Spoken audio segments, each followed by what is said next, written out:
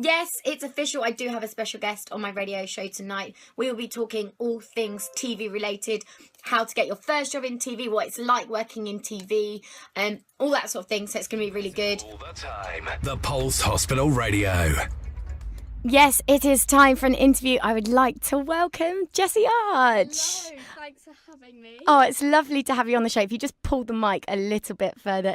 There we go. Yeah, that's perfect. Thank you so much for joining me on the show this evening. Well, that was a little bit awkward. I actually didn't have your mic up. I'm really sorry. I'm going to do that again. I'd like to I'd like to welcome onto my show Jessie Arch. Welcome. Hello. Oh, that's better. That's a lot better. Welcome to the Pulse Hospital Radio. You are here in Thanks the for having me. Woohoo! Very exciting. So tonight we're going to be talking all things TV. I'd like to start with your personal experiences of working in TV. First and foremost, did you always know that you wanted to work in TV, or was it a job that you fell into?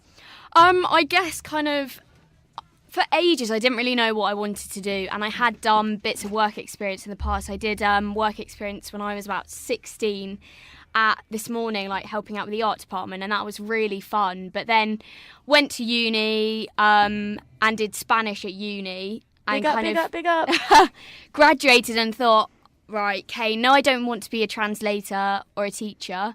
What do I need to do? And I thought, well, I've done bits of work experience in TV. Let's kind of Test the waters. carry on with that and see how it goes. And the rest is history. And the rest is history. I do feel like when you come out of uni, because I work in TV as well, and I've basically gone through the same thing. Yeah. You kind of get to a point where you're like, oh my God, like, what do I want to do with my life? What There's so much pressure to kind of graduate and go into a job and do fantastically well, and especially with something like Spanish, you can do anything with it, so it's really tricky to kind of be like, I guess it's kind of easier if you do something like medicine or something and like, right, that's what I'm going to carry on with. But with Spanish, it's like, it's very you can do open-ended. anything. Yeah. It's notoriously known that it's pretty difficult to get your first job massively. in TV. What was your first job in TV and how did you get it? Well, I mean, for ages, I used to struggle because I would see loads of jobs advertised saying, like minimum 3 runner credits. And it's like, well, how do I get these 3 runner credits? So I kind of just spent a very long time emailing loads of people, like getting my CV in a TV state, because it's not like your normal CV. It's got to be very precise and to the point. In what way? In what I sense? mean, before my TV CV, it was like maybe 2.5 pages, very detailed, and you can write a lot more. Whereas in TV, they're looking for like bullet points, easy to read, and just like all your key skills. Bish, bash, bosh. Yeah, no messing very around. clearly laid out. So yeah, kind of changed my CV, and I was emailing so many people and didn't have much luck for ages. Sorry, I'm going to stop you there for 1 second, because I'm just thinking if people are looking for jobs in TV, and obviously I've been through the exact same thing as you, but that first, even like knowing who to email and like how to find people's email addresses, that in itself is quite complicated. It is really tricky, yeah. So how did you go about finding specific people to email? Yeah, I mean, there's a really good Facebook page for runners, which I found, and that had loads of tips and advice. But the trouble is, sort of, even with things like work experience, it would be a very generic work experience at blah blah blah.com, and it's often just like a really good idea to go on a production company's website and just find out people's names, and sometimes you can guess an email. You're not always right, but did you actually do that? I think I did on a few occasions. Really? Just, I mean, it's worth a try. Yeah, the thing is, you will end up sending off loads and loads of emails, and like, unfortunately, quite a lot of the time you won't get a reply, but all it takes is one reply. And I remember in my case, I sort of was kind of emailing loads and loads of people, and then just got one offer of work experience at Wall to Wall, which was great. And then from then on, it was sort of like a 2-week period where I had sort of like 2 interviews, and one of the interviews, my friend from uni was leaving her job and sort of had seen that I was interested in TV, so said to me, do you want to come for an interview at this Yeah. place?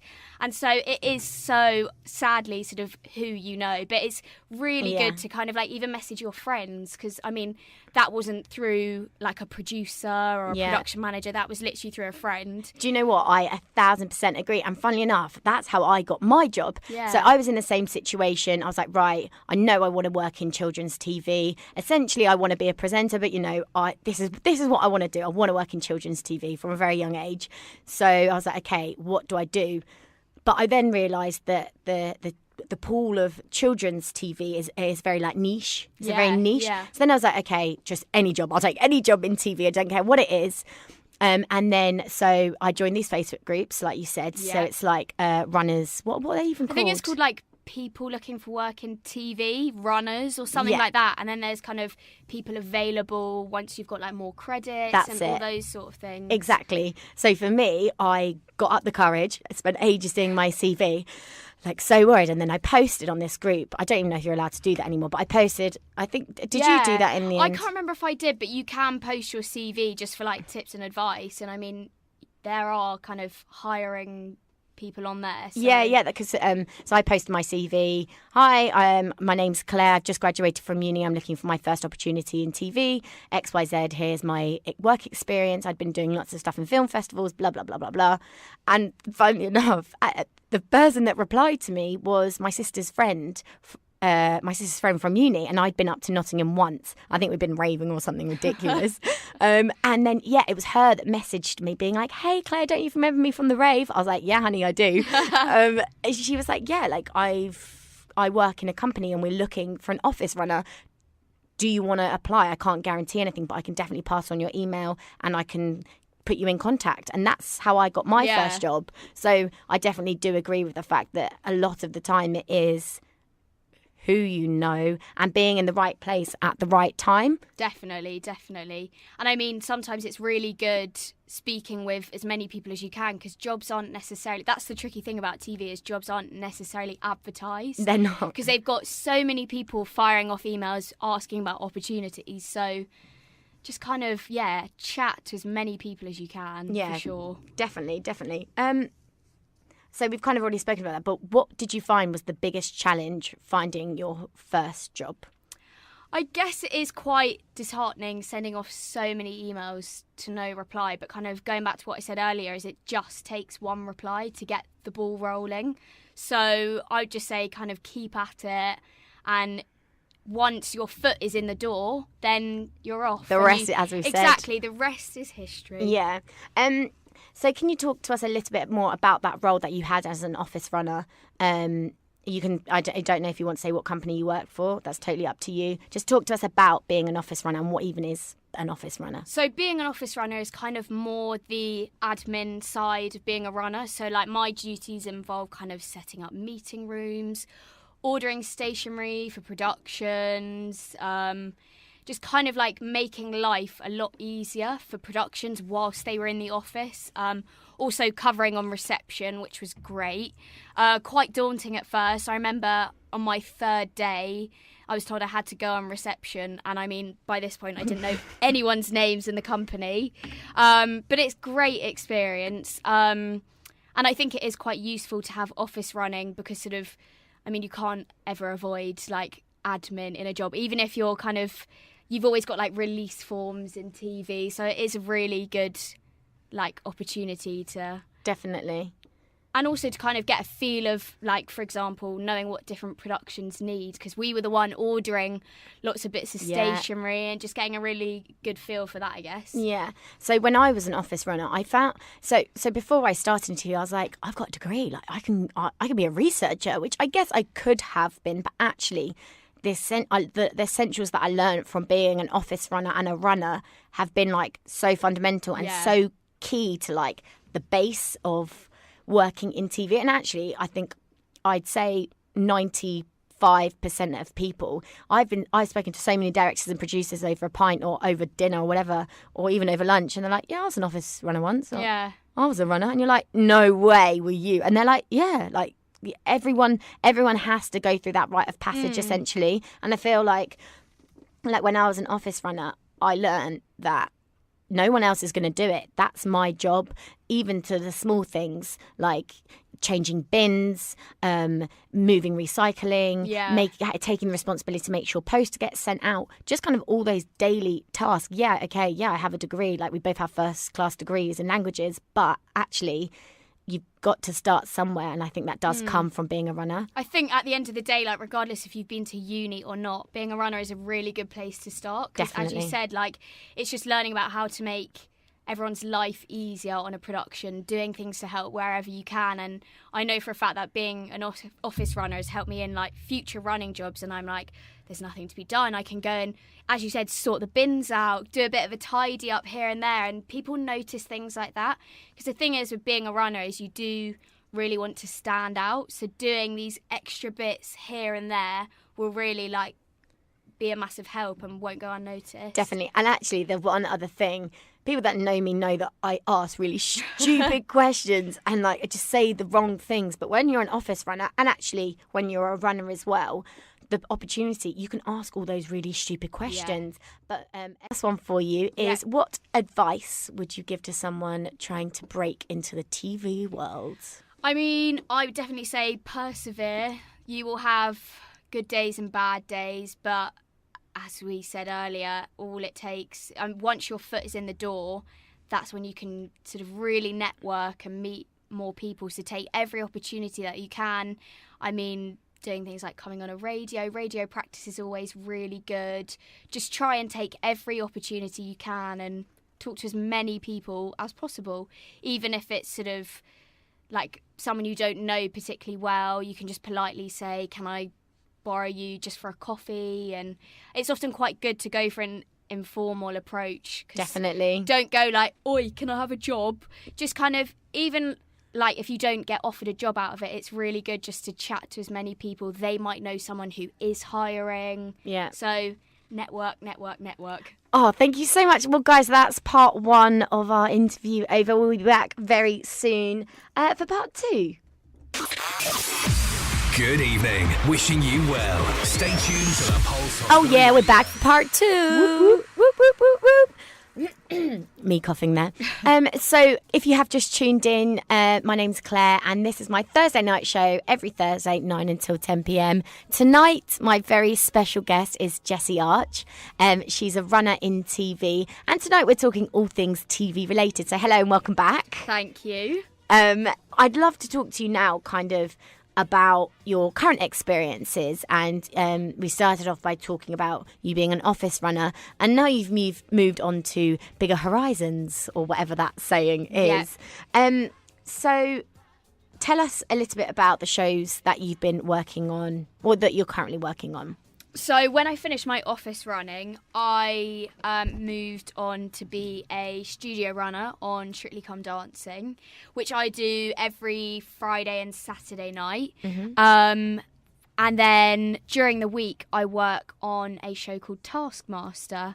And so 2 very different shows. You've got like one live big entertainment show and then comedy, but both are really great because after doing office running, I was really keen to get sort of like more studio experience, because I mean, I think it's really good to try and get as much of both as you can. Yeah, definitely. So doing those 2 shows at the moment, which are really fun. And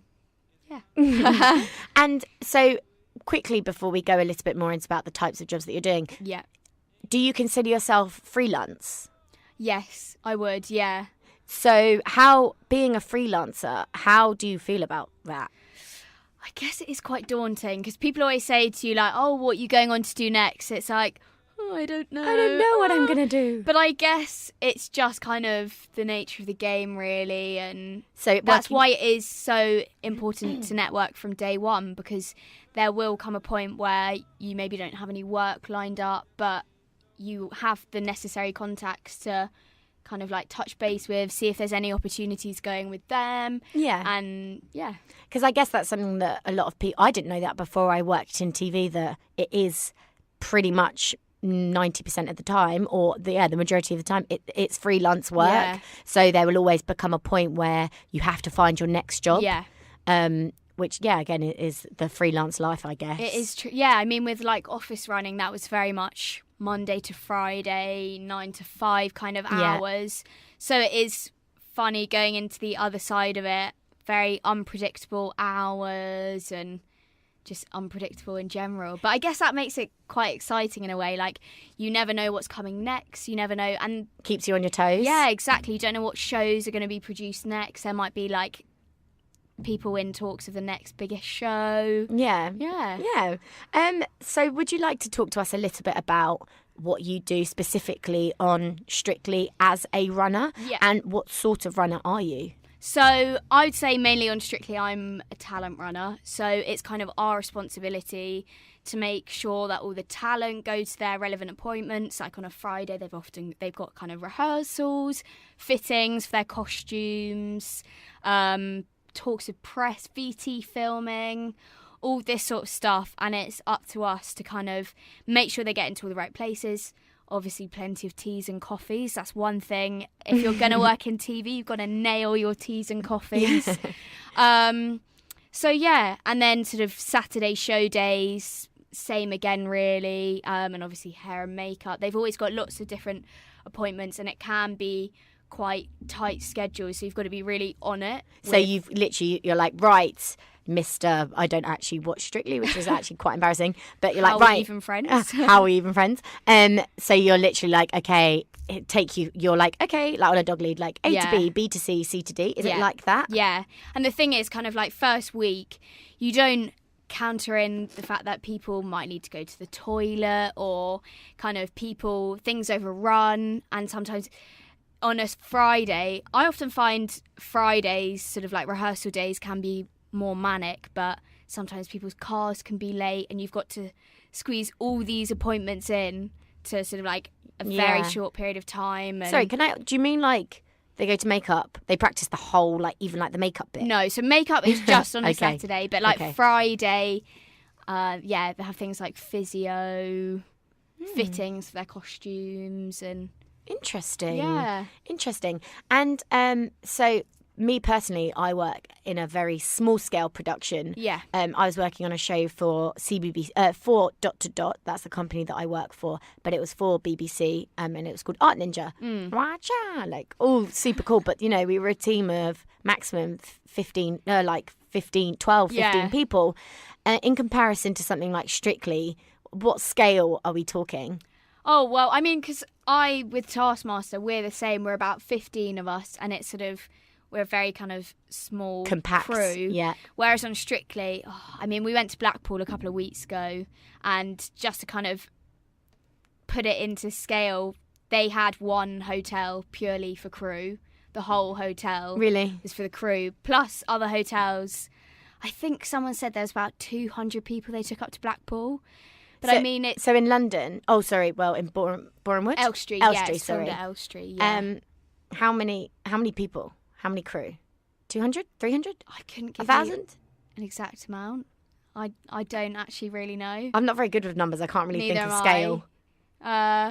Next question. Okay, so actually, how many runners are there? So, we've got slightly less because obviously as the series has gone on, we've not got as many contestants. So, but at the start of the series, there's about 25 runners, but that was including... 25? I know. So that was including studio runners, costume runners, production runners, audience runners. Yeah. But yeah, that's mental. That's mental. Yeah. So with me, it's like I do like anything and everything that the producer, because we are so small, like I do it. Like I can't even put into to say that there's 25 runners. That is like big time, big scale. I know, yeah. But I guess then again, you know, Strictly is arguably the most popular watched ever TV show. And I mean, it's all run so smoothly and seamlessly. So yeah, I mean, how many series has it been going for? Oh, I think this is series 16. What? Yeah. Wow. Mental. Wow. That is a long time. I know, yeah. 16 years. Yeah. Well, yeah, obviously 16 years. Wow. Okay, so my next question for you is what kind of challenges do you come across as a runner? it's not all fun and games. It is actually like, even though you're considered the bottom of the food chain, you do actually have a very large responsibility. So what kind of challenges do you find yourself in being a runner? Well, kind of as I mentioned earlier, the timings of things, especially on a Saturday, it's so important. Everything happens on time purely because we go live. We don't have a choice. Like, we have to make sure everyone is out. And I mean, they do give us kind of a period of time. We have to get people ready in the corridor a good 10-15 minutes before we go live. But I mean, there have been weeks where I've been 2 minutes to go live and people are still having touch-ups in hair and makeup, and you think, oh my goodness. But yeah, I mean, I have found on Strictly, I have run as a runner many times. Oh, many a time. Sprinting up and down corridors in the studio, living up to its name. Definitely. And what about, another thing is that there are so many different genres in TV. Yeah. And it definitely depends on what genre you're working. So if you're going live, that's a whole different ballgame to, I guess, Taskmaster. Yeah. Would you agree? Yeah. Because, I mean, sort of, there's a real... I mean, even, like, the comparison kind of between the two... Oh, what was I saying? Oh, yeah, so with Taskmaster, we can kind of swap the schedule around depending on weather. I mean, the other day, we had all these outdoor tasks planned, and then it started to pour with rain. Mm-hmm. So you can amend it slightly. Yeah, of course. So you're kind of kept on your toes in different ways, kind of, if that makes sense. Okay. Yeah, no, it does make sense. What would you say are the most important skills to have as a runner? Organisation and timekeeping. Two big things that you definitely need to have. Also, just kind of being just generally quite chatty. I mean, you do, on Strictly, you do get to know your couples quite well, and it's good to kind of have a feel for what coffees they like, when they want it. Yes. So you can, like, pre-plan. So you know your couple's arriving at 10:30 and you can make, you know, a tea with almond milk. Yes. Ready, 1 sugar, things like that, knowing it well. Definitely. So you can have it there for them. So it just makes everyone's life a lot easier. Yeah. And it's funny because I think that still plays back to your very first job as an office runner. And I'm the same. Like, I know that after lunch, so my director, he drinks, I'm not joking, I've never seen someone drink so many cups of tea in my life. He'll always have a cup of tea in his hand. And the producer said to me before we started filming the VTs, he was like, the director always would like, if you can, or I think he was joking, he was like, he'll always like a cup of tea in his hand. I was like, I took it literally, and I gave him so many cups of tea, like I'd always be, amongst other things, getting him cups of tea. And about by 4 o'clock he said, look, Claire, no one in my life has ever given me so many cups of tea, and I just can't drink anymore, but thank you so much, you know. And it's just those little things, like getting someone their afternoon cup of coffee, or getting someone their Earl Grey tea, or I think it is the little touches, and if you're gonna be the runner, do it well. I mean, I know one of the runners on Strictly, he sort of last week on show week asked his couple, he knew when he wanted his coffee, kind of just so that caffeine would kick in time for the show. So it's things like that where you're absolutely acing it. Yeah. So, and the other thing is, as a runner, what are your, like, tips and tricks? In sort of general... kind of like, is there something that you do that maybe other runners don't, in terms of, like, maybe something that you carry on you, or... I mean, I'd always say carry bum bag. Always really, really good to have highlighters, Sharpies. I mean, depending on the production... Definitely. Because sometimes...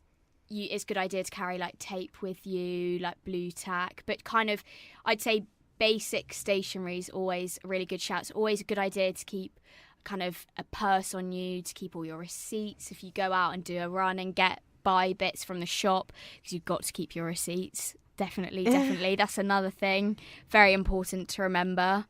I always found... the thing with the bum bag is essential. Yeah. And it was the girl that got me my first job that told me, Claire, the first time you go on a shoot, have a bum bag. Doesn't matter. Never presume anything. Always have a bum bag with that stuff in it. Yeah. And it might not get used all day, but there will be that time when someone's like, especially the cameraman, does anyone have any black tape? Yeah. Has anyone got any scissors? And you can go, yep, bish, bash, bosh. And I mean, it kind of, it's often quite difficult to know beforehand if you've not worked on a production before, but I know from working on Strictly, like, it's a good idea to sometimes have spare hair bobbles on you because people will be darling. dancing and need a hair bobble, and just like being ready with water and kind of, but again, it depends on the production, really. Yeah, definitely. Well, Jessie, thank you so much. Again, we're going to go to another little boogie break and we will be back very shortly, guys. I hope you're enjoying yourselves. Remember, you can call me on 01923 217 261 if you have any questions that you'd like to ask us about working in TV. So do give us a call. That is 01923 217 261. Pulse Hospital Radio. That's right, you are tuned into the Pulse Hospital Radio with me, Claire, and we've only got about 10 minutes left of the show. Boo! With me this evening, I have Jessie Arch on the show. Hello. Hello again. Hello again. Part 3. Tonight we've been talking about all things TV, especially kind of how to get your first job in TV, like the preconceptions, is that even a word? The misconceptions of working in TV, maybe what you thought before. Hopefully we've given you kind of like a wider view of what it is like to work in TV. So yeah, just to kind of close off the show, I wanted to ask you kind of some general questions. Go for it. Firstly, starting with, what do you think are like the biggest myths about working in TV? Like, what do people get wrong? Oh, that's a tricky one. See, I don't actually know what myths people have. Like, for example, this whole thing about show business, darling. Like, there's this kind of idea that working in TV is really, really glamorous. So I guess, is working in TV glamorous? From my perspective, no. I mean, sort of like working on a show like Strictly, you do have all the glamour, but then there are moments where I'm running to Tesco's to get someone a coffee, looking like a drowned rat. Yeah. So, I guess not always very glamorous.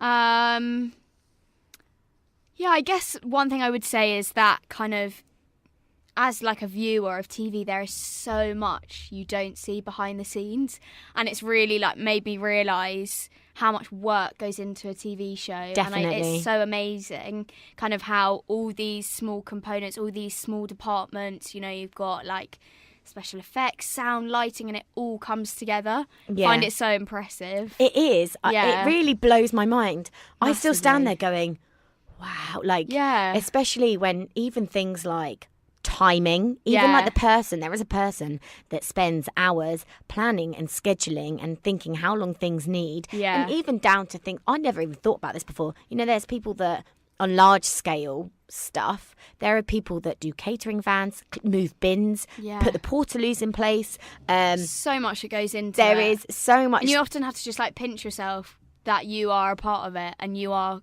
contributing to that. Definitely. Where do you see your career going? So you've been working in TV for how long, and where do you see it going? So I've been working in TV since about end of April this year, early May, I think. So I still think I would like to get a few more runner credits, just try and kind of get as much experience under my belt as possible. And then for me, I always thought I wanted to go down production management routes, some more like the admin side of things, but I did some work experience at Wall to Wall, Who Do You Think You Are? Right. And I was helping with research on that, and it was so interesting. So for me, that's really thrown a spanner in the works. I think just kind of need to chat to a few people and get a better idea of what would be the best next step for me.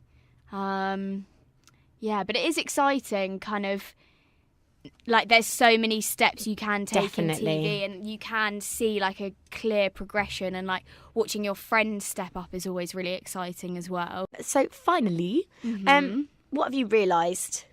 What's been your like biggest thing that you've realised or learnt in these 7 months that you've been working in TV? What have I realised? I guess we kind of already touched on it, like how much work goes into a production. That's been like one of the biggest things that I've realised. I've realised how many days I can go on very little sleep. I've had lots of early starts, and you just power through, because for me, I do find being a runner, you do get a real adrenaline rush from it, and it's always so busy, and you're always sort of like running around, and for me, I really enjoy that. I get a real buzz out of it from being busy. All about the power naps. Yeah, power naps will be your best friend. Oh, well, thank you so much, Jessie. It has been a pleasure to have you on the show.